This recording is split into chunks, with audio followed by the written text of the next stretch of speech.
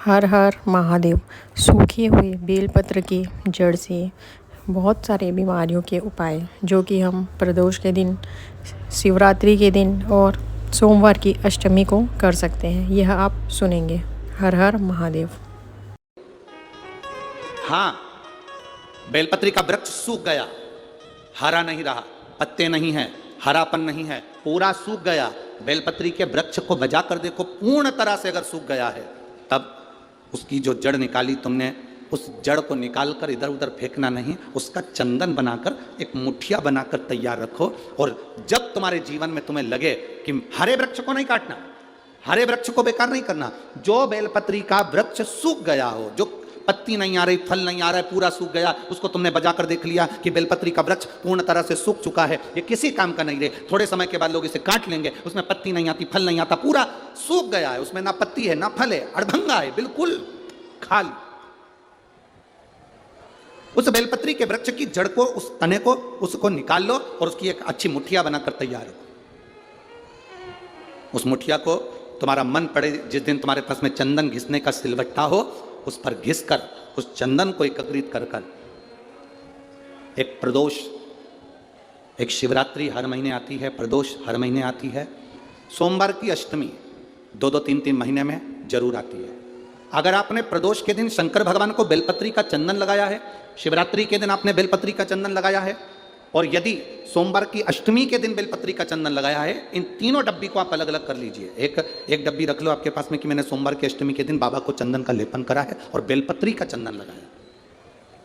उस चंदन को निकालकर शिवलिंग में से निकालकर एक डब्बी में भरकर रख लीजिए, या तो कोई प्लेट में उसको सुखा लो, प्लेट में सुखा लो उसको, और प्लेट में सुखा लो उसको, और या तो गोली बनाकर उसकी गोली बनाकर रख लो।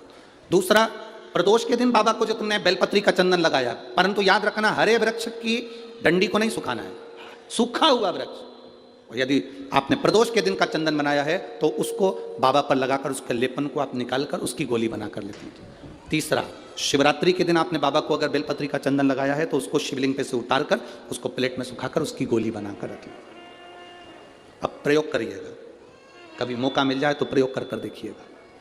शरीर में कहीं पर भी गांठ पड़ गई हो और डॉक्टर कह रहा है कि इसका ऑपरेशन जरूरी है, तो प्रदोष के दिन जो आपने बाबा के ऊपर बेलपत्री की जड़ का जो चंदन का लेपन करा है, उसकी जो गोली बनाई है, उसको 15 दिन तक रोज एक गोली पानी से निकलना प्रारंभ करो।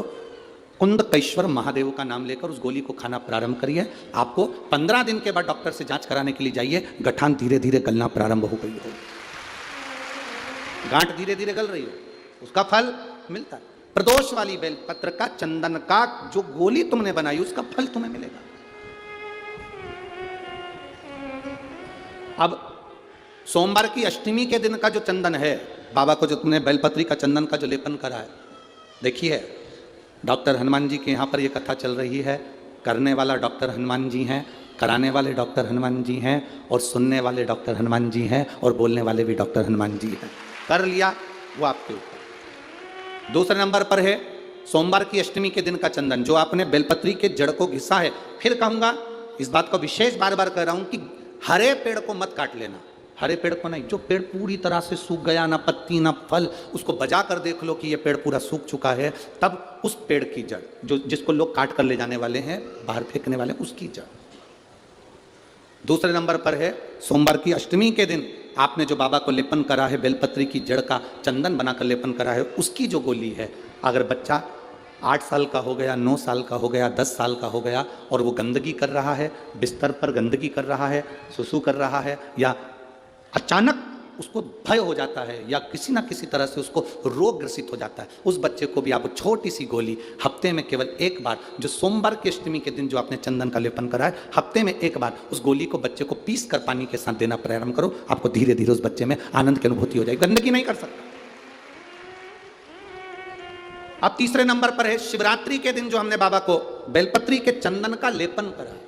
शिवरात्रि के दिन, शिवरात्रि के दिन हमने बाबा को जो बेलपत्री का चंदन का लेपन करा, उस चंदन की गोली, कभी डॉक्टर कह दे कि तुम्हारे रीढ़ की हड्डी में गैप हो गया है, तुम्हारी पीछे की जो रीढ़ की हड्डी उसमें गैप हो गया है, या आपकी जो हड्डियां हैं वो कमजोर हो गई हैं या घुटने की हड्डी कमजोर हो गई है, कुर्सी पर बैठना पड़ रहा है, तो उस समय पर हफ्ते में 2 बार जो तुमने शिवरात्रि के दिन बाबा को चंदन का लेपन करा और उसकी जो गोली बनाई, वो हफ्ते में 2 बार आप उस बेलपत्री के चंदन की गोली को लेना प्रारंभ करो। रीढ़ की हड्डी में जो गैप होगा वो भराना प्रारंभ हो जाएगा।